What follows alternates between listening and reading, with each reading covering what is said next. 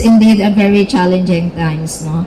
So, though our domestic shipping rates are deregulated under Republic Act 9295, we just want to protect our riding public. So, we put a cap on the increases, no?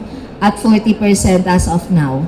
But we also recognize that the increase in fuel prices is actually, it rapidly increased in the last month or so, no? 5 weeks actually before the ceasefire, where there is a little rollback, no? Very little. Kung gaano kabilis tumaas, super bagal naman siyang bumaba. So in short, Marina provided intervention to ensure that our riding public are protected, no?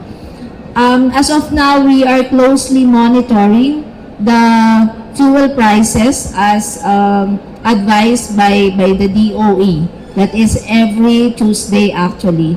And then we are computing if there is a need for rate adjustments. That's one. Second, we have received reports of trips being canceled.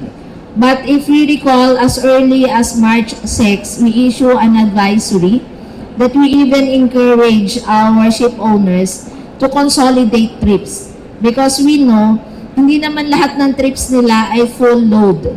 So yung mga times that medyo load factor is very low, then they are allowed to consolidate so that their operation would be more cost efficient.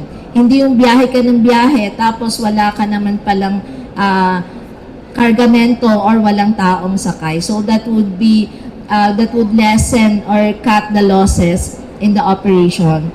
So as of last week, there are about 11 trips that were canceled.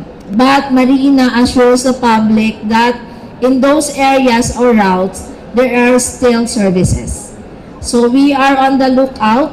Should there be a route that there will be rendered like abandoned or isolated na yung island, then Marina is ready to intervene. So we assure the public that there is a continuing service.